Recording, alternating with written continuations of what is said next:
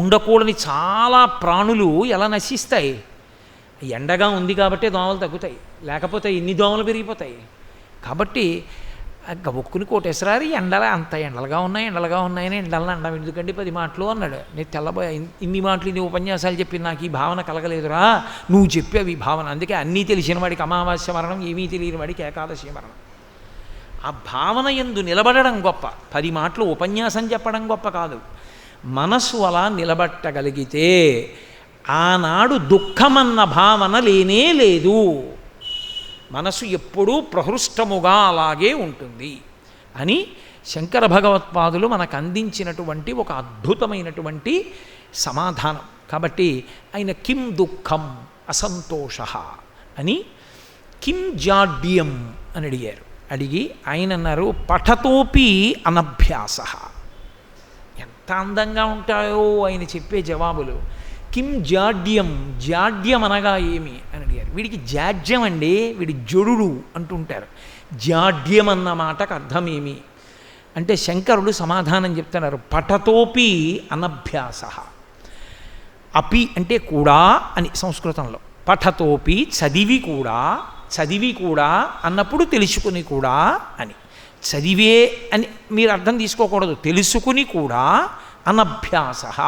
అభ్యాస అన్న మాటకి యథార్థమైన అర్థం ఏమిటంటే ఊతముగా తీసుకొనుట, ఆచరణలోనికి తెచ్చుట అని. ఏది మీరు ఊతంగా తీసుకున్నారో దాన్ని మీరు ధరించారు అని. ధరించుట, ఆచరించుట. కాబట్టి ఏది చదివాడో ఏది తెలుసుకున్నాడో దాన్ని ఆచరించని వాడు జడుడు. వాడికి తెలుసు బొట్టు పెట్టుకోవాలని, వాడు బొట్టు ఒక్కటే పెట్టుకోడు, వాడే జడుడు. జడుడు ఎక్కడో ఉండడు. రోజూ ఉపన్యాసం విన్నా బొట్టు పెట్టుకొని వాడెవరో వాడు జడుడు. పఠతోపి అనభ్యాస.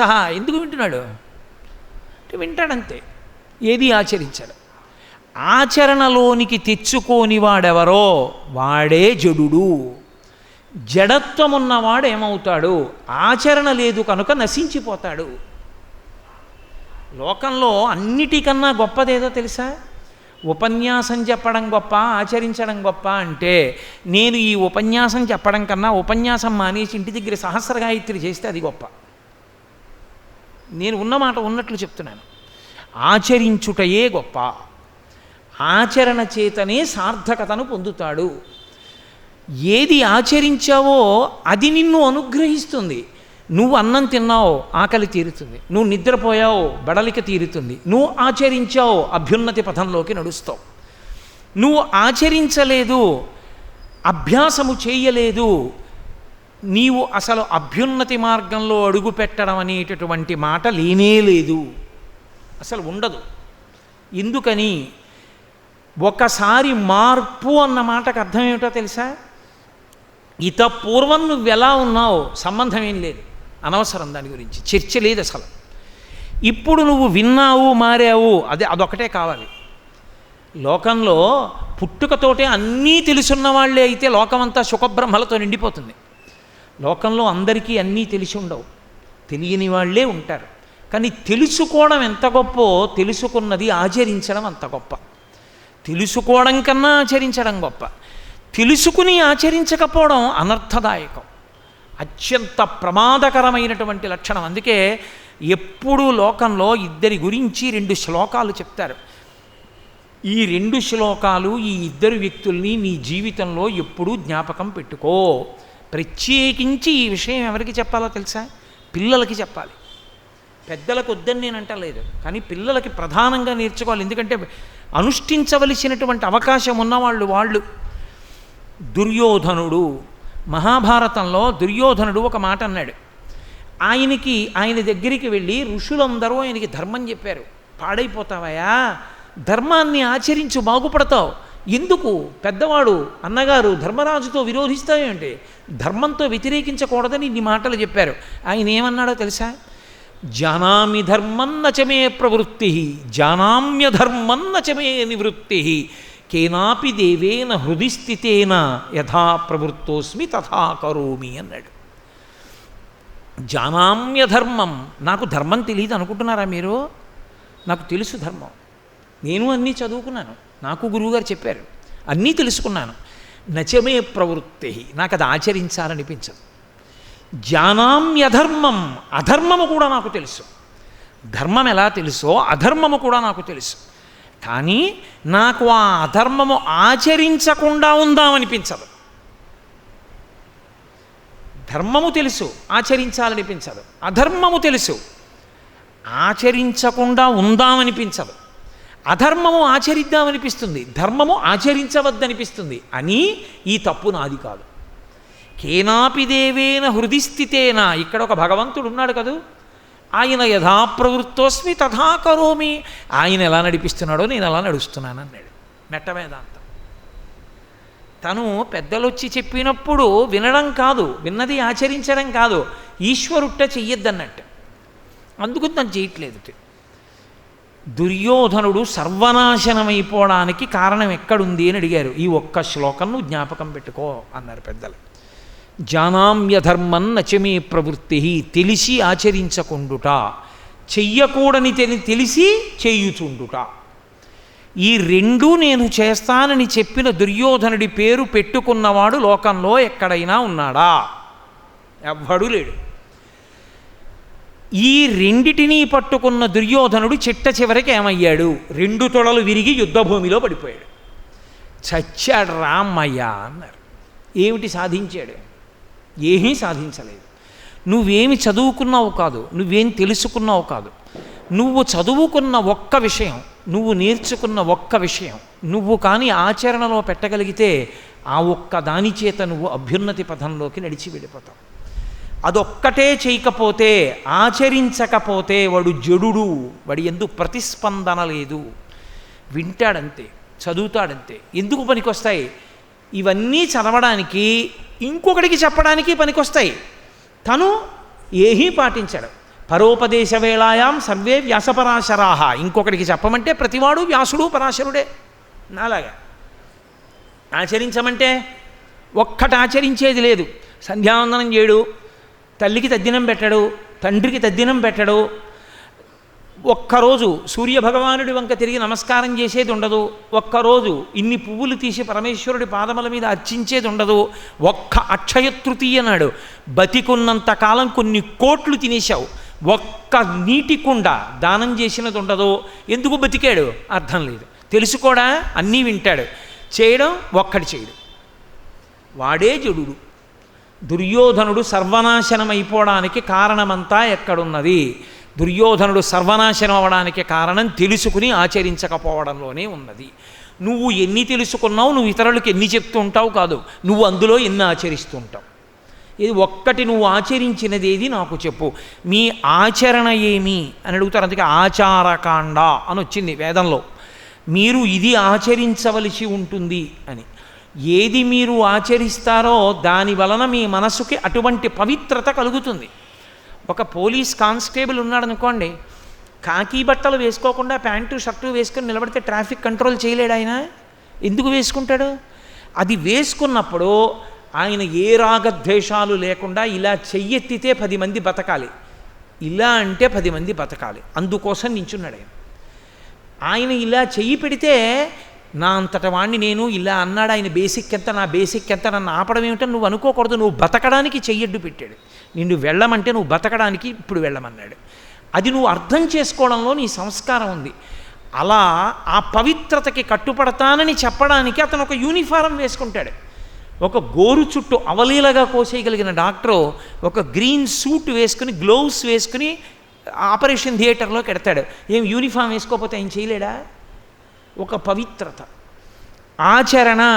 వేదము నువ్వు ఇలా ఆచరించు అంది. నువ్వు అలా చేసినప్పుడు నేను ఇప్పుడు ఈ పవిత్రమైన కర్మ చేస్తున్నాను, నీకు ఆ భావన కలుగుతుంది. నీకు ఆ పవిత్రమైనటువంటి భావన ముందు ప్రచోదనము కాకపోతే నువ్వు ఆ పవిత్ర కర్మని పవిత్రంగా మనసు పెట్టి చెయ్యలేవు. మనసుని తేవడానికి నువ్వు ముందు ఆచరణ కొంత చేయవలసి ఉంటుంది. పూర్వాంగం ఒకటి ఉంటుంది. ఆ పూర్వాంగమునకు నువ్వు సిద్ధమైతే అప్పుడు నీకు హాయిగా ఉంది. పరీక్ష గదికి ఒక 10 నిమిషములు ముందుగా రావాలను అంటారు. ఎందుకంటారు? ఎందుకు 10 నిమిషాల ముందు అంటే ఖచ్చితంగా పేపర్లు ఇచ్చే సమయానికి కూడా వెళ్ళవచ్చు, ఏమీ తప్పు లేదు. కానీ అలా వెడితే నీ యందు ఉద్వేగం ఉంటుంది. ఆ ఉద్వేగంతో నువ్వు పేపర్ అందుకుంటే అక్కడ ఉన్నదొకటి, నువ్వు రాసినదొకటి. ఇలా ఉద్వేగంతో చదవడంలో అక్కడ ఒకటి ఉంటే నీకు అది ఒకటిగా కనపడుతుంది. అశోకుడు ఒకటే చదువుతావు, అశోకుడి పరిపాలనా విధానం ఇట్టిది అనుకుని రాసేసావు. అశోకుని పరిపాలనా విధానమునందు దోషమిద్ది అని ప్రశ్న ఉంది. నువ్వు సరిగ్గా చదివితే కదా ఉద్వేగానికి కారణమైంది. నువ్వు ముందు ప్రశాంతపడ్డావు, ఇప్పుడు అక్కడ ఏమి ఇచ్చారో చూస్తావు, చూసి వ్రాస్తావు. ముందు మనసు నిలబడాలి, శరీరము నిలబడాలి, దానికి అనుకూలంగా నువ్వు కొన్ని చెయ్యాలి. అందుకోసం వచ్చింది. ఓ పంచె ఇలా కట్టుకో, పూజామందిరాన్ని ఇలా తుడుచుకో, పరమేశ్వరుడు నిద్ర లేచాడనుకుని ముందు నిలబడి సుప్రభాతం చదువు. ఇవన్నీ దేనికి? ఈ ఆచారమంతా దేనికి వచ్చిందంటే మనసుని నిలబెట్టడానికి. ఏది నువ్వు ఆచరిస్తున్నావో దాని వలన నువ్వు ఫలితమును పొందుతూ ఉంటావు. అసలు ఆచరణ లేనిది నీకు ఫలితమేమీ ఇవ్వదు. నువ్వు ఎన్ని తెలుసుకున్నావన్నది కాదు, నువ్వు ఎన్ని ఆచరించావన్నది ప్రధానం. అది లేనప్పుడు నువ్వు ఎన్ని చదివి ఉన్నా, ఎంత తపస్సు చేసినా, నువ్వు ఏమై ఉన్నా నిన్ను రక్షించదు. ఎవడు ఆచరించాడో వాడి ముందు నువ్వు నిలబడలేవు. రెండవవాడు రావణుడు. అందుకే సీతమ్మ తల్లి సుందరకాండలో ఒక ప్రశ్న వేసింది. ఇహ సంతో నవాసంతి సతోవా నానువర్తసే తథాహి విపరీతాతే బుద్ధిరాచార వర్జిత అని అడిగింది ఆవిడ. ఈ లంకాపట్టణంలో మంచి చెప్పేవాళ్ళు ఎవ్వరూ లేరా? ఒకవేళ మంచి చెప్పేవాళ్ళు ఉన్నా నువ్వు వినవా? అసలు నీకు శాస్త్రమేదో తెలియదా? చదువుకోలేదా? చదివినా అన్నీ తెలుసున్నా నీ బుద్ధి ఆచారమును విడిచిపెట్టినదా అని అడిగింది ఆవిడ. నీవు చదువుకోనిది లేదు రావణ, వేదం చదువుకున్నావు కాబట్టి నీకు అన్నీ తెలుసు. ఏది చెయ్యవచ్చో తెలుసు, ఏది చెయ్యకూడదో తెలుసు. ఏది చెయ్యవచ్చో తెలిసి, ఏది చెయ్యకూడదో తెలిసి, ఏది చెయ్యవచ్చో దానిని చెయ్యకుండుట, ఏది చెయ్యకూడదో ఏది చేయకూడదో దానిని చేయుట నీ మూలఘాతి పుత్రమిత్ర కళత్రాదులతో నశించిపోతా ఉంది. విన్నాడా? నీ భార్యలు నిన్ను అసహ్యించుకుంటారు. ఏమనుకుంటున్నావు? ఒక రోజు వస్తుంది, ఆ రోజు నీ జీవితానికి తీర్పు చెప్పేది ఆవిడే. ఏ భర్తకైనా జీవితంలో తుది తీర్పు ఎవరు అంటే, మళ్ళీ జన్మంటూ ఉంటే ఆయనకే భార్యనవుతాను అని భార్య అందనుకోండి, ఆ పురుషుడి జీవితానికి అది కితాబ్. ఆయన మంచాన్న పడినప్పుడు భార్య ఓపిక ఉన్నప్పుడల్లా తిరుగుడు అంతే, అంతకన్నా నేను అనను. ఇప్పుడు మంచాన పడ్డావు, నే కావలసి వచ్చాను అందనుకోండి, అతను బతికి చచ్చిపోయినవాడు. ఆచరణ ప్రధానం. ఇదే సీతమ్మ తల్లి చెప్పింది. నివర్తయ మనోమత్త స్వజనై క్రియతాం మనః. నీ మనసు తిప్పు, ఆచరణ మార్చుకో, లేకపోతే నీ భార్యలు నిన్ను అసహ్యించుకుంటారండి. అదే జరిగింది. తీరా పడిపోతే మండోదరి యుద్ధభూమికి వెళ్ళంది, నువ్వు చచ్చిపోయావు, దరిద్రం వదిలిపోయింది. విభీషణుడు అంత్యేష్టి చేస్తాడు. గొప్ప కొడుకుని కన్నాను ఇంద్రజిత్తుని, నీ కామానికి నీ పొట్టన పెట్టుకుని నువ్వు చచ్చిపోయావు. రేపు నే చచ్చిపోతే నాకు అంత్యేష్టి చేయడానికి కొడుకుని మిగల్చకుండా వెళ్ళిపోయిన దౌర్భాగ్యుడివంది. ఏం మూట కట్టుకెళ్ళాడు? ఆచరణ ప్రధానం. ఏది నువ్వు తెలుసుకున్నావో అందులో ఒక్కటి ఆచరించు చాలు. రోజు ఒక గోవుకి ప్రదక్షిణం చేస్తాను చాలు. రోజు ఒక గోవుకి పిడికెడు గడ్డి పరకలు పట్టుకెళ్ళి పెడతాను. నా జీవితంలో అనవసరపు మాటలు మాట్లాడను. ప్రతిరోజు నేను భాగవతంలో ఒక 10 పేజీలు చదువుతాను. నేను అన్నం తినకుండా ఎలా ఉండను, నిద్రపోకుండా ఎలా ఉండను, పేపర్ చదవకుండా ఎలా ఉండను, అలా భాగవతంలో 10 పేజీలు చదవకుండా నేను ఉండలేను అని నువ్వు సంకల్పం చేసుకుంటే భాగవతం 12 స్కంధాలు నువ్వు చదవడం చాలా గొప్ప విషయమా? శరీరానికి 80 ఏళ్ళు వచ్చాయా? 12 స్కంధాల భాగవతాన్ని నీ జీవితంలో తెలుగులో ఉన్నటువంటి పద్యానికి ప్రతిపదార్థ తాత్పర్యాలతో ఉన్న భాగవతాన్ని నువ్వు ఎప్పుడూ చదవలేదా? కనీసం పద్యాల తాత్పర్యాలు నువ్వు చదవలేదు. 12 స్కంధాలు, ఒక్కొక్క స్కంధానికి ఒక్కొక్క పుస్తకంలో అథవా పోనీ 500 పేజీలు ఉందనుకోండి. అంతంత లేనే లేదు కొన్ని స్కంధాలకి. 12 స్కంధాలకి 12 5 6000. 6000 పేజీలు కాకపోతే 60,000 పేజీలు. నువ్వు రోజు 20 పేజీలు చదువుకుంటాను అంటే 12 స్కందాల భాగవతం చదవడం పెద్ద కష్టమా? 80 సంవత్సరాల వయసు వచ్చిన తర్వాత నువ్వు 12 స్కందాల భాగవతం చదవలేదు అని చెప్పుకోవడానికి సిగ్గుపడవలసిన అవసరం ఉండదా? నేను మన్నింపబడేదనగాక. నీకు ఆచారమునందు ధృతి లేదు. నేను ఎప్పుడు చదవలేదు కానండి అని చెప్పిన వాడు దొరికితే ఇంకా నీకు అప్పు ఉన్నట్టు వాడి ప్రశ్నలా? ఎందుకు చదవవు? ఎన్ని లక్షలు ఖర్చు పెట్టేసి ఉంటావు నువ్వు రిటైర్ అయ్యే వేళకి ఎన్ని లక్షలు ఖర్చు పెట్టేశావు నీ గురించి? ఎన్ని బట్టలు కొన్నావు? ఎన్ని సినిమాలకు వెళ్ళావు? ఎన్ని భోగాలు అనుభవించావు? ఎన్ని పళ్ళు తిన్నావు? ఎన్ని కూరలు తిన్నావు? ఎన్ని టన్నుల బియ్యం తినేశావు? ఎన్ని టన్నుల రవ్వ తినేశావు? ఎన్ని టన్నుల పలహారం తిన్నావు? 6 కాండముల రామాయణం నీ ఇంట్లో లేదు? 6 కాండముల రామాయణం ప్రతిపదార్థ తాత్పర్యాలతో నువ్వు చదవలా? శ్రీరామాయణంలో 6 శ్లోకాలు నీకు రావు? Are you not ashamed? సిగ్గుపడద్దు ఆ మాట చెప్పడానికి? రేపు నీ మనవడి దగ్గరికి వెళ్ళి, తాతగారు రామాయణంలో శ్లోకం చెప్పండి అంటే, నాకు రామాయణంలో ఒక్క శ్లోకం రాదురా అని నువ్వంటే, మీకు ఎన్ని ఏళ్ళని నీ మనవడి అడిగితే ఏం చెప్తావు? రేపు పొద్దున్న ఏం నేర్పుతావు మనవడికి? ధర్మం ఏం నేర్పుతావు నీ కింది తరాలకి? ధర్మాచరణం గురించి. చదవడం ఆచరించడం అంత ప్రధానం. అది శంకరుల ఆవేదన. ఆచరణ లేనినాడు వాడు జడుడు. చదవలేదు పోన్లే, కొంత క్షమార్పణ, విన్నావు ఎక్కడో, కానీ ఏం ఆచరించావు? ఏమైనా ఆచరించావా ఎప్పుడైనా? 365 రోజుల్లో 10% తీసుకుంటే 37 రోజులు 4 గంటలకి తెల్లవారకట్ట లేచి నువ్వు సంధ్యావందనం చేసింది ఎప్పుడన్నా ఉందా? ఒక సంవత్సరం మొత్తం మీద 3 రోజులు నువ్వు సహస్రగాయత్రి చేసిన రోజులు ఉన్నాయా? 3 రోజులు అంతే. 365 రోజుల్లో 364 రోజులో 363 రోజుల్లో పక్కకి తీసేస్తే 3 రోజులు నువ్వు సహస్రగాయత్రి ఎవరితో మాట్లాడకుండా చేసింది ఉందా ఎప్పుడైనా? 3 రోజులు కూడా నేను సహస్రగాయత్రి చేయలేదు ఒక సంవత్సరంలో అంటే ఏమనుకోవలసి ఉంటుంది ఆచరణ? ఆకలి తీరే వరకు అన్నం తినకుండా ఎన్ని రోజులు ఉన్నావు సంవత్సరంలో? ఎప్పుడూ లేదు. సహస్రగాయత్రి చేసింది 3 రోజులు లేదు. ఏమనుకోవాలి? మనుష్య జన్మకి ఏముంది ఇంకా ప్రయోజనం? ఆచరణ ప్రధానం. అది నేనంటున్నాను అనుకోకండి, కోటేశ్వరరావు కాదు చెప్తున్నది, శంకరుల ఆవేదన. ఎవడు జడుడు? ఇది ప్రశ్న వేసుకోమని చెప్తున్నారు శంకర భగవత్పాదులు. నువ్వు ఎవరివై ఉన్నావు ఆలోచించుకో. నువ్వు జడుడిగా బతికేస్తున్నావా? ప్రతిస్పందన కలిగిన వాడిగా బ్రతుకుతున్నావా? చదివినది, విన్నది, ఆచరించినది ఏమైనా ఉన్నదా? ఇది నేను నా జీవితంలో విడిచిపెట్టకుండా ఆచరించాను అన్నది ఒక్కటి ఉన్నదా గర్వంగా చెప్పుకోవడానికి? నేను ఇది ఎన్నడూ విడిచిపెట్టలేదండి, నా ఊపిరున్నంతకాలం దీన్ని మాత్రం నేను అనుష్ఠించా, ఇది చేశాను నేను అని నువ్వు చెప్పేది ఏదైనా ఉందా? 10 పేజీలు దేవుడెరుగు మహాత్ములు చేసినటువంటి ప్రసంగాలు ఒక్క పావు గంట ఒకరోజు మొత్తం మీద చదివినది ఉన్నదా? 24 గంటలు టీవీ చూడ్డానికి ఉన్న టైము మహాత్ముల ప్రసంగాలు చదవడానికి 10 నిమిషాలు నీకు సరిపోలా. రోజు 24 గంటల్లో 23 గంటల 50 నిమిషాలు వాడుకున్న 10 నిమిషాల ఆచరణకి సరిపోలేదు. ఏమనుకోవాల్సి ఉంటుంది?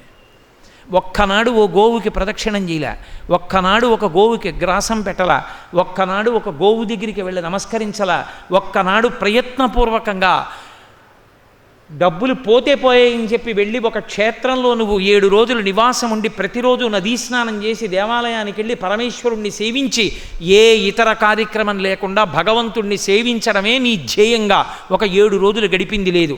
ఒక్క 2 రోజులు సమాజం కోసం సేవ కోసం నువ్వు కేటాయించి 2 రోజులు ఉండిపోయింది లేదు. బాబు రాజేంద్ర ప్రసాద్ అంతటి వాడు భారత రాష్ట్రపతి చేసిన వ్యక్తి మహాత్మా గాంధీ గారి దగ్గరికి వెళ్ళి, నేను ఏదైనా సేవ చేయాలనుకుంటున్నాను, నన్ను ఏం చేయమంటారని అడిగారు. రాట్నం ఉడుకుతున్న గాంధీ గారి తలెత్తి కుష్ఠరోగుల పాయిఖానాలు ఒక వారం రోజులు తుడిచి కనపడన్నారు. వెళ్ళి సంతోషంగా వారం రోజులు కుష్ఠరోగుల పాయిఖానాలు తుడిచాడు. వరదలు వచ్చినప్పుడు 4 బిందెలు ఇస్తే ఓ ఫోటో ఉండాలి పేపర్లో. ఇంకేం ఆచరణ? ఏది చేసినా కీర్తికండూతి కోసమే, ఏది ఆత్మోద్ధరణ కొరకు కాదు. నీ కర్తవ్యంగా చేసింది లేదు. ఆచరణ ప్రధానం. ఆచరణ చేసిన వాని ముందు తెలిసున్నవాడు నిలబడలేడు. కేవలము తెలుసున్నవాడు ఆచరించిన వాడి ముందు నిలబడగలిగిన వాడు కాడు.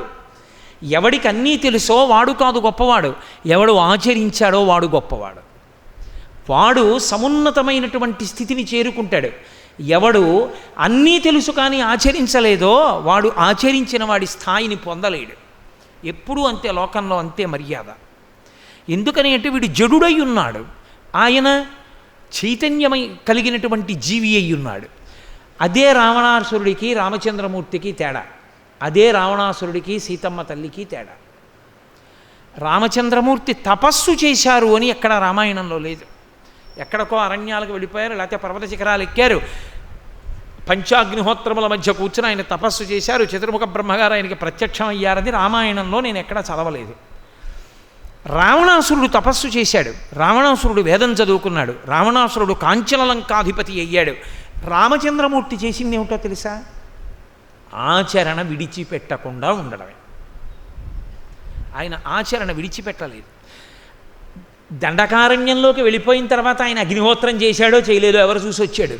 ఒకడు చూశాడని చెయ్యలేదు, తాను చెయ్యాలి కాబట్టి చేశారు, తన కర్తవ్యంగా చేశారు. ఒకసారి చెప్పాడు గురువు, ఉత్తిష్ఠనరసార్థూలా కర్తవ్యం దైవమాహ్నికం. బాలకాండలో బాలరాముడికి ఒక మాట చెప్పాడు. ఆ తర్వాత మళ్ళీ రాముడికి ఎవరో చెప్పారని రామాయణంలో ఇంకా లేదు. అంతే. అందుకే ఎవడు ఆచరించినవాడు అని అడిగారు వాల్మీకి మహర్షి నారదుణ్ణి. కోన్వస్మిన్ సంప్రదంలోకే గుణవాన్ కశ్చ వీర్యవాన్ ధర్మజ్ఞశ్చ కృతజ్ఞశ్చ సత్యవాక్యో దృఢవ్రతః చారిత్రేణి చ కోయుక్తః సర్వభూతేషు కోహితః విద్వాన్ కః కస్సమర్థశ్చ కస్యైక ప్రియదర్శనః ఆత్మవాన్ కో జితక్రోధో అనసూయకః కస్య బిభ్యతి దేవాశ్చ జాతరోషస్య సంయుగే. ఎవరికున్న ఈ 16 గుణములు ఈ కాలమునందు ఒక మనుష్యునికని అడిగారు. చారిత్రము కలిగిన వాడు అంటే నడవడి ప్రధానమైనవాడు. ఒక విషయాన్ని దేన్ని తెలుసుకున్నాడో దాన్ని తూచా తప్పకుండా ఆచరించిన వాడెవరు? మహానుభావుడు రామచంద్రమూర్తి. అందుకే ఎక్కడ ఏది ఎలా ఆచరించాలని ఆయన తెలుసుకున్నాడో దాన్ని ఆచరించడంలో వైక్లభ్యాన్ని ఆయన పొందలేదు. తనకి అంత బద్ధశత్రువు, తన భార్యని అపహరించినవాడు, 10 నెలలు తన భార్య ఏడిచెట్టు చేసినవాడు, తన మనసంతా క్లేశపెట్టినవాడు, ఆ రావణుడు తన కళ్ళ ఎదుట 10 తలలు తెగి కింద పడిపోతే విభీషణుడిని పిలిచి అంత్యేష్టి సంస్కారం చెయ్యన్నాడు. నీ చెయ్యి నీ దౌర్భాగ్యుడికి అన్నాడు విభీషణుడు. నువ్వు చెయ్యకపోతే నా స్నేహితుడివి నువ్వు, నీకన్నగారు ఆయన, నీ అన్నగారు నాకు అన్నగారితో సమానం కాబట్టి నీ చేస్తాను. జన్మాంతాని వైరాణి. ఇక చచ్చిపోయిన తర్వాత వైరం అన్నమాట లేదు. తప్పు చేశాడా, ఉపాధి పడిపోయింది, ఇప్పుడు ఇంకా వైరం ఎందుకు? చేయకపోతే నీ కర్తవ్యం పోతుంది. కాబట్టి నీకు తెలుసున్నది నువ్వు చెయ్యాలి, నీ అన్నగారు నువ్వు చెయ్యాలి అంత్యేష్టి. నువ్వు చేస్తావా, నీ చేయనా అని అడిగాడు. నీ చేస్తానన్నాడు. అందుకే రామకృష్ణాద్యవతారములు మనకి నేర్పేయి, ప్రతి చిన్న విషయాన్ని ఆచరించాలని నేర్పేయి. రాముడు చూడండి, ఎక్కడ ఎవరు పడిపోయినా ఊరుకోడు. జటాయువు పడిపోతే అంత్యేష్టి సంస్కారం చేశాడు, రావణుడు పడిపోతే అంత్యేష్టి సంస్కారం చేయించాడు, వాలి పడిపోతే అంత్యేష్టి సంస్కారం చేయించాడు. పాండవ కౌరవ యుద్ధంలో ఎంతోమంది వీరులు నిహతులైపోతే వాళ్ళందరికీ తిలోదకాలు ఇప్పించాడు కృష్ణ పరమాత్మ దగ్గర కూర్చొని. అందుకే తిరుమలలో ఇప్పటికీ గోగర్భమని గోదానం ఎక్కడ కూర్చోబెట్టి వాళ్ళందరినీ చేయించి స్నానం చేయించాడో అది గోగర్భ క్షేత్ర తీర్థమై విరాజిల్లుతోంది ఏడుకొండల మీద. మహాత్ములైన వారు ఆచరింపచేశారు, మహాత్ముడు అనిపించుకున్నవాడు ఆచరించి చూపించాడు. ఆచరణ యందు వైక్లభ్యము లేదు, అంతే, ఆచరించుటయే. ఆమె నరకాంత కాదు సీతమ్మ, ఆమె అయోనిజ, తానే చెప్పుకుంది నేను నరకాంతని కానమ్మా అని చెప్పింది.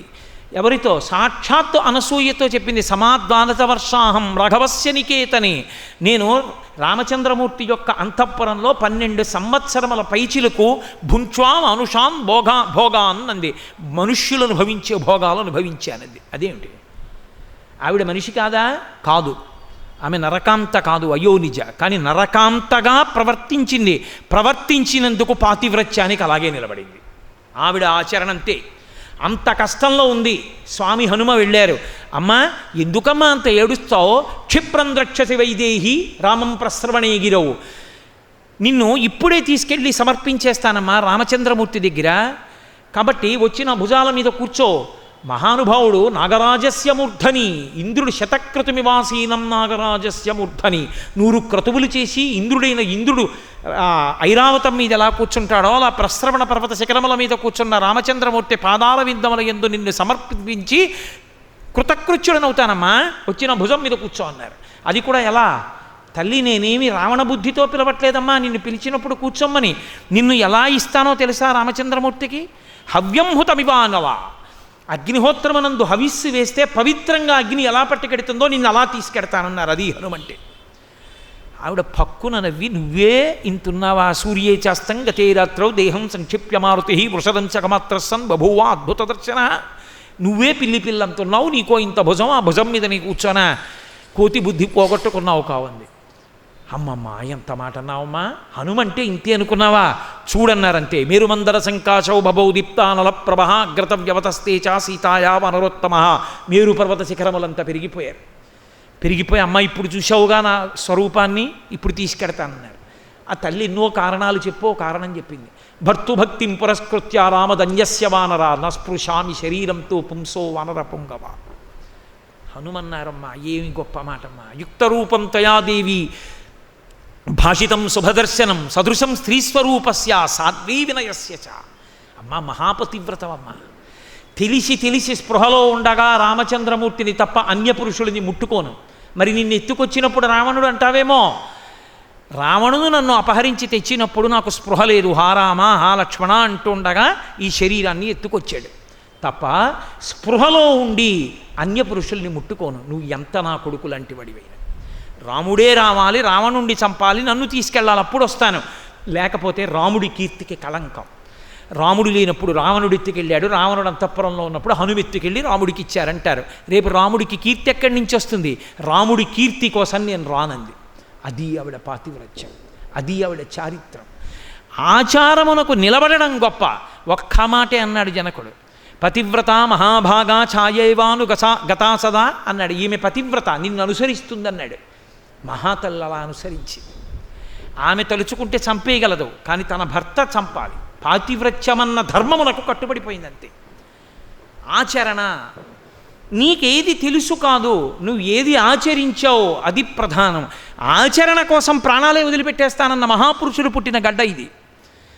తాడేపల్లి రాఘవనారాయణ శాస్త్రి గారు చందోలు గ్రామంలో ఉండేవారు. మహానుభావుడు. మొన్ననే నేను వెళ్ళొచ్చి వారి కొడుకుతో మాట్లాడడం జరిగింది. ఆయన ఆచారం సరిగ్గా నడవట్లేదు అని, చిచి నేను ఆచారం సరిగ్గా పాటించకుండా బ్రతకకూడదని ఆత్మహత్య చేసేసుకుంటానన్నారు. అలా చచ్చిపోవచ్చా అని గ్రంథాలు పరిశీలించారు. ఇలా చచ్చిపోవచ్చు అని నిర్ణయానికి వచ్చారు. పరమాచార్య స్వామి వారు నవ్వుతూ కనపడేవారు చచ్చిపోదాం అనుకున్నప్పుడల్లా. ఏమిటి ఈయన కనపడుతున్నారు నవ్వుతూ అని వాయిదా వేసుకునేవారు. ఈయనకి ఇష్టం లేదేమో నేను చచ్చిపోవడం, ఏదో ఒకటి తేల్చుకున్నాకే చచ్చిపోతానన్నారు. కొన్నాళ్ళు అయ్యాక పరమాచార్య స్వామి వారు వచ్చారు అక్కడికి దగ్గరగా. చూడ్డానికి వెళ్ళారు. వెళ్ళి నమస్కారం చేశారు, మాట్లాడారు, లేచిపోతున్నారు. పరమాచార్య స్వామి వారు అన్నారు, ఏమైంది మీ సమస్య అన్నారు. ఏ సమస్య అన్నారు రాఘవనారాయణ శాస్త్రి గారు. అదే ఆచారం లేదని చచ్చిపోదామన్న సమస్య అన్నారు. ఇప్పటికీ అదే అనుమానంలో ఉన్నాను, ఆచారం నడవట్లేదు, ఏం చేయమంటారన్నారు. వెంటనే శిష్యుణ్ణి ఓ శాలువా ఇమ్మని ఈ శాలువా కప్పి, ఇది మీ ఒంటి మీద ఉన్నంతకాలం ఆచారానికి లోటు లేదు, కాబట్టి మీరు ఈ శాలువా కప్పుకొని ఉండండి అన్నారు. ఆఖరి శ్వాస విడిచిపెట్టేసే ముందు రాఘవనారాయణ శాస్త్రి గారు ఆ శాలువా తీసి పక్కన పడేశారు. అప్పటి వరకు అది కప్పుకొని ఉండేవారు. ఆచరణ కొరకు ప్రాణములే విడిచిపెట్టేస్తానన్నారు. ఆచరణ అంత ప్రధానమైనది. నీకెన్ని తెలుసు పక్కన పెట్టేయి, నువ్వెన్ని చదువుకున్నావు పక్కన పెట్టేసేయి, నువ్వు ఎంత ఆచరిస్తావు అదే ప్రధానం. నీకెన్నో వింటూ ఉంటావు, నీకెన్నో తెలుసుకుంటూ ఉంటావు. చక్కగా చిలక పలుకుల్లా పక్కవాడికి వెళ్ళి నిన్న అడిగినానండి, ఇది చదివానండి అని చెప్తావు. కితాబులు ఇవ్వడానికి నేర్చుకోకూడదు. ఆయన చాలా బాగా చెప్పారండి అనోలైతే ఆయన బాగా రాశారండి అనడానికో కాదు, నువ్వు ఆచరించడానికి వినాలి, నువ్వు ఆచరించడానికి చదవాలి. నువ్వు ఆచరించినది నీ ఆకలి తీరడానికి నువ్వు తిన్న అన్నం. నువ్వు అన్నం తింటే నీ ఆకలి తీరినట్టు నువ్వు ఆచరిస్తే నువ్వు అభ్యున్నతి పథంలో నడుస్తావు. తెలుసుకున్నది నిన్ను నిలబెట్టేది కాదు, నువ్వు ఆచరించినదేదో అదే నిన్ను నిలబెడుతుంది. పరమేశ్వరుడు ఎవరికైనా ఏదైనా ఇచ్చే ముందు చూసేది ఏది అంటే తాను ఇంతకుముందు ఆచరించినది ఏది చూస్తాడు. కనకధారా స్తోత్రం ఎందుకు చేయవలసి వచ్చింది శంకర భగవత్పాదులు? శంకరాచార్యులు వారి జీవితంలో మొట్టమొదట చేసిన స్తోత్రం కనకధార, మహాలక్ష్మిని ఉద్దేశించి. ఒకనాడు పెట్టలేదు ఎవరికి, ఒకనాడు ఎవ్వరికీ పెట్టలేదు కాబట్టి ఈ జన్మలో పెట్టే అదృష్టం లేదు. ఇలా చెయ్యి చాపవలసిన దరిద్రంలో పుట్టింది బ్రాహ్మణి. ఆయనే స్తోత్రం చేసిన లక్ష్మీదేవి అంది, ఒకనాడు పెట్టినది కాదు ఈ జన్మలో ఎలా పుచ్చుకుంటుంది, కాబట్టి ఇవ్వలేనంది లక్ష్మీదేవి అంతటిది. శంకరులు ఆవిడ కారుణ్యాన్ని స్తోత్రం చేశారు. అప్పుడు మహాతల్లి కనకభుషరికలు కురిపించింది. కాబట్టి నువ్వేది చేశావో అది నిన్ను రక్షిస్తుంది, నువ్వు చెయ్యనిది నిన్ను రక్షించదు. నువ్వు చేసుకున్నదేదో అదే కాపాడుతుంది. అందుకే పెద్దలు మహాలయ పక్షాల గురించి ఓ మాట చెప్తుంటారు. మహాలయ పక్షాలు ఎందుకు పితృతిథులు అయ్యాయి అన్న దాని గురించి ఒక మాట చెప్తుంటారు. దాని శాస్త్రీయ ప్రమాణాన్ని పక్కన పెట్టండి, కానీ తెలుసుకోవలసిన విషయం. కర్ణుడి శరీరం విడిచిపెట్టి ఊర్ధ్వలోకాలకు వెళ్ళిన తర్వాత ఎక్కడ చూసినా బంగారు పాత్రలు, ఎక్కడ చూసినా రజత పాత్రలు, ఎక్కడ చూసినా పరుపులు, మంచాలు, మంచి మంచి ఆభరణాలు ఉన్నాయి. కాసిన మంచినీళ్ళు కావాలన్నాడు, ఇవ్వరన్నారు. తినడానికి పెట్టరు. మరి ఎందుకు ఇవన్నీ? నువ్వు దానం చేసినవి అవే ఉంచారు. కాబట్టి అక్కడ కూడా నీకు నీళ్లు దొరకాలంటే ఇక్కడ నువ్వు ఒకడికి నీళ్లు ఇవ్వాలి ప్రీతిగా. అందుకొచ్చింది. ఎండలో ఎవరైనా వస్తే అయ్యా మంచి తీర్థం పుచ్చుకుంటారా అని అడుగుతారు. నువ్వు ఆ మాట అడగకుండా తలుపేస్తే రేపు పొద్దున నీకు నీళ్లు దొరకవు. ఇందులో ఎన్నాళ్ళు ఉంటావు? ఇంకో 15 ఇంకో 20 పడిపోవలసిందేగా. ఏదో ఒకనాడు పడిపోతుంది శరీరం. ఆ తర్వాత జీవుడు బతుకు ఎక్కడి నుంచి వస్తాయి నీళ్లు రమ్మంటే? ఎప్పుడన్నా ఒక అక్షయ తృతీయ నాడు నువ్వు పట్టుకెళ్ళి ఇచ్చిన కూజ ఏమైనా ఉందా? ఎవరైనా ఓ బ్రాహ్మణుడికి ఇచ్చావా ఎప్పుడన్నా? ఇస్తేను నువ్వు ఓ కూజ ఖర్చు పెట్టడానికి బెంగ, ఓ కూజాడు నీళ్ళు ఇవ్వవు, ఇంటికి వచ్చిన వాళ్ళకు ఒక గ్లాసుడు మంచినీళ్ళు ఇవ్వవు, చలివేంద్రం మాట దేవుడు ఎరుగు. పైగా పక్కవాడికి నీళ్లు లేకుండా మోటార్ వేసి నువ్వు నీళ్లు లాగేస్తావు. నీ బట్టలు తుక్కోవడానికి, నీ స్నానానికి కూడా పంపు నీళ్ళు కావాలి. అవతల వాడు ఏమైపోయినా నీకు అక్కర్లేదు. జీవుడు ఎలా అభ్యున్నతిని పొందుతాడు? నువ్వు ఏది ఆచరించావో అది అభ్యున్నతి. కాబట్టి ఆచరించినది. అప్పుడు అడిగారంటాడు యమధర్మరాజు గారు, నాకు ఒక్క 15 రోజులు సమయం ఇవ్వండి, భూమి మీదకి వెళ్ళి మళ్ళీ అన్నదానం జలదానం చేసుకుంటానన్నాడు. అంటే అప్పుడు 15 రోజులు సమయం ఇస్తే అన్నదానం జలదానం చేసి మళ్ళీ పైకి వెళ్ళాడంటారు. అవి మహాలయ పక్షాలయ్యాయి. అప్పుడు యమధర్మరాజు గారిని వరం అడిగాడు, చేసుకోకుండా వెళ్ళిపోయిన వాళ్ళను ఉద్ధరించడానికి ఆ మహాలయ పక్షాల్లో బిడ్డలు చేస్తే తల్లిదండ్రులకి అందుతుంది. అందుకని మహాలయ పక్షాలని పితృదేవతాతిథులు. మనం అంటే పితృదేవతాతిథుల్లో మహాలయ పక్షాల్లో కూడా తీర్థయాత్రలు, గుళ్ళు, గోపురాలు వెళ్ళిపోతాం, కానీ ద్రవిడ దేశంలో ఎవరు రారు. నేను గోపాలకృష్ణ గారు ఒకసారి మహాలయ పక్షాల్లో చెన్నై వెళ్ళాం. వెళ్తే తమిళనాడుకి చెందినటువంటి ఒక వ్యక్తి మాకు అత్యంత సన్నిహితుడు. ఆయన అన్నారు, ఎవరు రారండి తమిళనాడులో, ఎవ్వరూ బయటికి రారు పితృతిథుల్లో అన్నారు. అంటే పితృతిథి నాడు తప్పకుండా మహాలయ పక్షాల్లో పితృదేవతల ఆరాధన చేస్తారు. గుళ్ళకి గోపురాలకి కూడా రారు. ఎందుకంటే ఆ 15 రోజులు వాళ్ళ అభ్యున్నతికి ఇవ్వబడిన సమయం. కొడుకుగా వాళ్ళకి చెయ్యాలి కాబట్టి వాళ్ళకి చేస్తారు, శరీరం పడిపోయిన వాళ్ళకి అన్నాడు.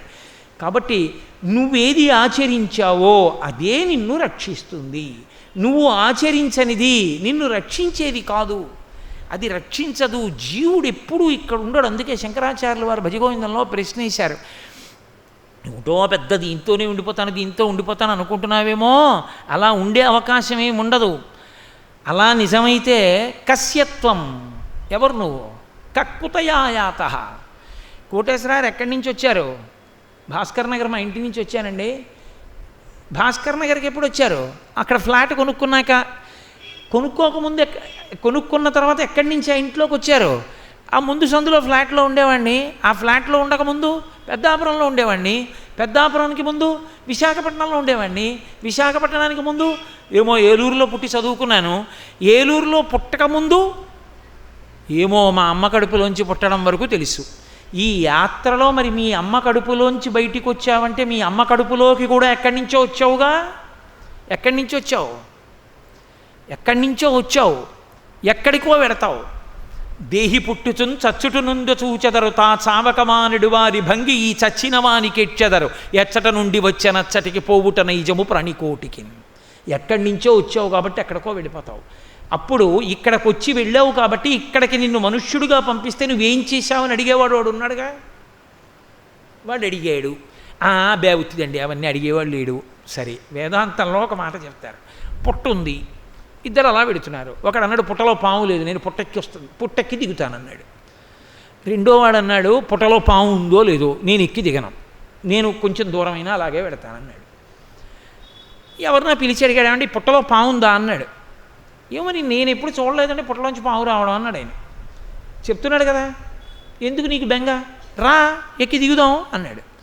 పుట్టలో పాము బయటికి రావడము లోపలికి వెళ్ళడము ఆయన చూడకపోయినా అది పుట్ట, అందులో పాము ఉండొచ్చు ఉండకపోవచ్చు, నేను ఎక్కను, నువ్వు ఎక్కితే ఎక్కు. ఆయన చుట్టూ తిరిగి వెళ్ళాడు. చుట్టూ తిరిగి వెళ్ళినా ఆయన సంతోషంగా హాయిగా క్షేమంగా మనసులో ఉద్వేగం లేకుండా వెడతాడు. పొట్టెక్కి దిగినవాడు, పొట్టెక్కి దిగినప్పుడు పుట్టలో ముల్లోటు గుచ్చుకుంది అనుకోండి, వాడికి అనుమానమే, వాడి బీపీకి చచ్చిపోతాడు.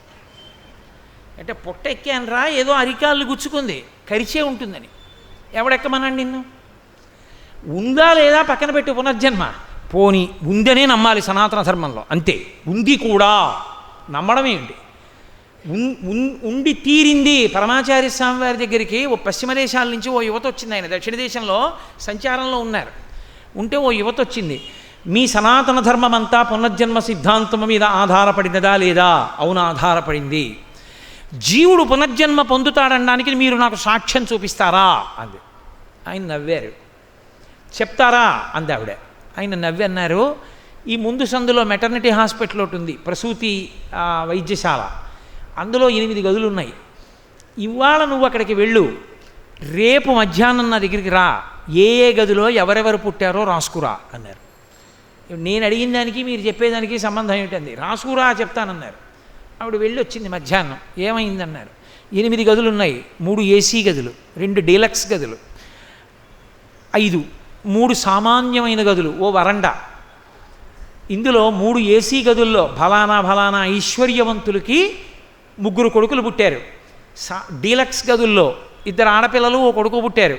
సామాన్యమైనటువంటి గదిలో ఇదిగో ఈ పిల్లలు పుట్టారు. ఒక ఆవిడ గది తీసుకోగలిగినంత స్తోమత కూడా లేదు, కానీ నిండు పురటాలు, ప్రసవం అయిపోతుంది ఇంకో 5 నిమిషాల్లో 10 నిమిషాల్లో. ఆవిడ్ని ప్రభుత్వాసుపత్రికి వెళ్ళమంటే రోడ్డు మీద ప్రసవం అవుతుందని వరండాలో పడుకోబెట్టి ప్రసవం చేశారు.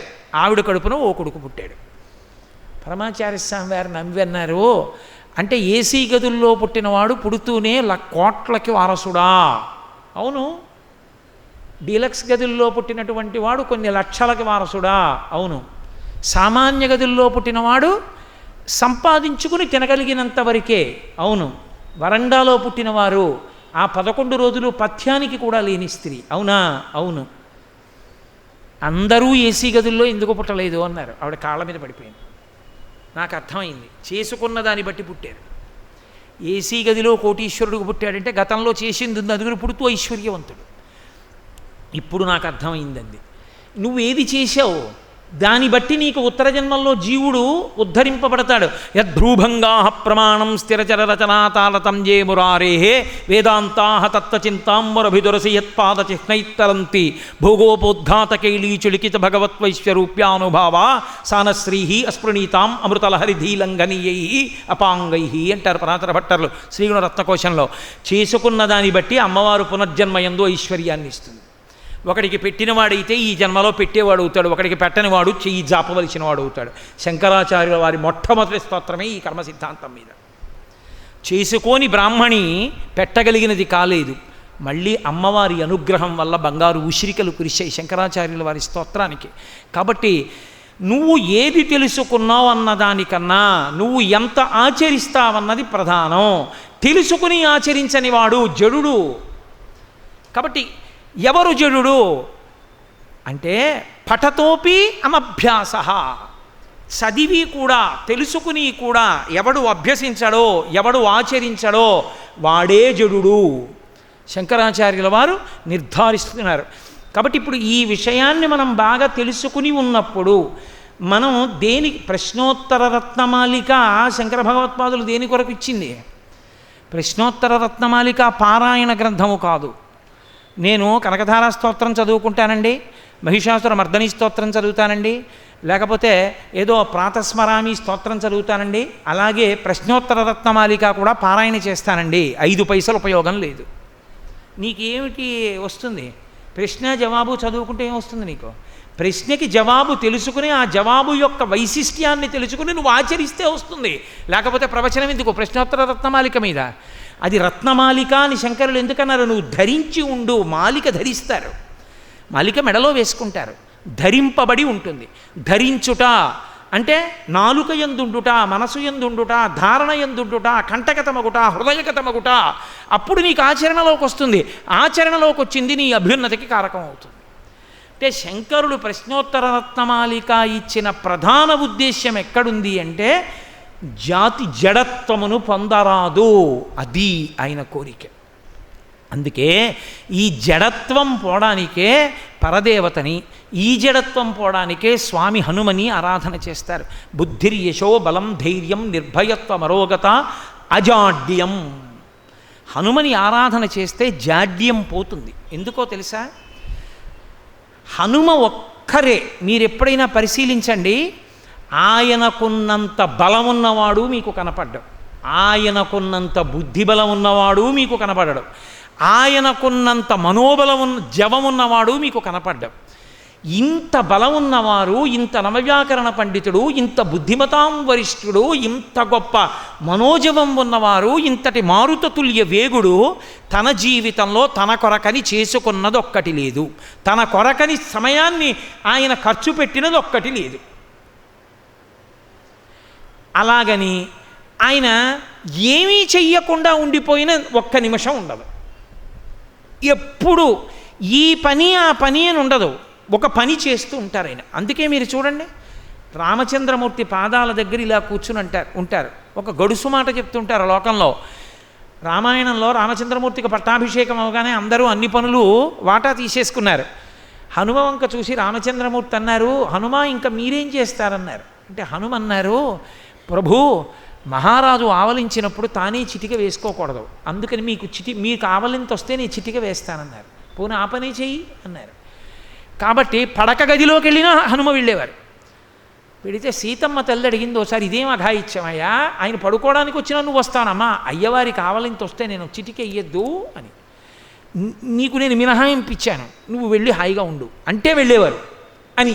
అంటే నిజంగా హనుమ అంత అమాయకులో అలా తెలియనివారో అని కాదు, అంటే ఈ పనా ఆ పనా అని కాదు, ఏదో ఒక పని చేస్తున్న, పనికి మాలిన పని కాదు, ఈ పని నాకు తగినదా తగనిదా అని కాదు, చేస్తూ ఉండడం. ఎందుకని కాలము పోరాదు. ఏదో చదువుకున్నది తెలుసుకున్నది ఏదో ఒకటి అనుష్ఠిస్తూ ఉంటాడు, ఏదో ఒకటి చేస్తుంటాడు. ఏమీ ఖాళీగా ఉన్నాడు అనుకోండి, ఓసారి స్నానం చేసి వెళ్ళి కూర్చుని కాసేపు జపం చేసుకుంటాడు, స్నానం చేసి ఏదో పుస్తకం చదువుకుంటాడు. లేదనుకోండి ఏదో భక్తి సంబంధమైన కీర్తనలు చూస్తాడు. ఏమీ లేదనుకోండి కాసేపు ఆ భగవత్తత్వాన్ని దేన్నో నెమరవేస్తాడు, కాసేపు దాని గురించి ఆలోచిస్తాడు తప్ప వృధా చెయ్యడు. అది జడత్వము లేకుండుట. స్వామి హనుమ జీవితాన్ని మీరు పరిశీలనం చేస్తే అనితర సాధ్యమైన కార్యములన్నీ ఆయనే ఎందుకు చేస్తారో తెలుసా? జడత్వము లేనటువంటి వ్యక్తి పరిపూర్ణ చైతన్య స్వరూపుడు ఆయనే. అందుకే ఆయన అసలు ఎప్పుడు ఈ కార్యము ఎవరి కోసమన్న మాట ఉండదు. రామార్థం వానరార్థం చ చికీర్షం దుష్కరం సముద్రస్య పరంపారం దుష్ప్రాపం ప్రాప్తుమిచ్చతి. హనుమ తర్వాత మళ్ళీ అంత గొప్ప వ్యక్తి ఈ భూమండలం మీద శంకర భగవత్పాదులు ఒక్కరే. 32 సంవత్సరముల వయస్సులో 3 పర్యాయములు పాదచారి అయి భూమండలమంతా పర్యటించి సత్యదండాన్ని చేతపట్టి అవైదికమైన వాదనలను ఖండించి వేదము యొక్క ప్రమాణమును నిలబెట్టి ప్రస్థానత్రయానికి భాష్యాన్నిచ్చి ఎన్నో దేవాలయాలకు కుంభాభిషేకాలు చేసి శ్రీచక్ర ప్రతిష్టలు చేసి దేవతల యందు అధికముగా ఉండిపోయినటువంటి తేజస్సుని అందులోంచి తగ్గించి ఎందరికో బోధ చేసి మహానుభావుడు జ్ఞానబోధ చేసి శిష్యుల్ని సమీకరించి వేదము యొక్క పరంపర ఆగిపోకూడదని ఈ దేశములోకి మళ్ళీ అవైదికమైనటువంటి వాదనలు ప్రబలి దేశాన్ని పాడు చెయ్యకూడదని 4 దిక్కుల తూర్పున జగన్నాథులో గోవర్ధన పీఠములో, పడమర దక్షిణమున పడమర ద్వారకలో కాళికాపీఠము, ఉత్తరమున బద్రికాశ్రమములో జ్యోతిపీఠము, దక్షిణమున శృంగగిరిలో శారదాపీఠము, 4 దిక్కుల 4 పీఠములు పెట్టి పీఠములకు పరంపరగా శిష్యులు మళ్ళీ పీఠాధిపతులయ్యేటటువంటి ఏర్పాటు చేసి, ఎందుచేత ఒక భక్తుడు నమ్మి ఓ 10 ఎకరాలు ఇచ్చాడు పీఠానికి, దాని వలన లోకానికి ఉపయోగపడుతుంది, ఆ 10 ఎకరాల మీద వచ్చే ద్రవ్యం ఏదో ధర్మ ప్రబోధానికి పనికొస్తుంది అని. ఆ పీఠాధిపతి వెళ్ళిపోయిన తర్వాత ఉత్తరాధికారి లేడు, ఇప్పుడు ఏమైపోతుంది? ఒక భక్తుడు ఇచ్చింది అందుకే శంకరుల దురదృష్టి పరంపర ఏర్పాటు చేశారు ఆయన. ఒక పీఠాధిపతి ఉండగానే ఉత్తర పీఠాధిపతిని సిద్ధం చేసేస్తారు. ఆ పీఠాధిపతి వెళ్ళిపోయేటప్పటికీ ఉత్తర పీఠాధిపతి సింహాసనం మీద కూర్చుని ధర్మం అలా నడుస్తూనే ఉంటుంది. అది శంకరుల యొక్క విశాల దృష్టి, దీర్ఘదృష్టి అంటే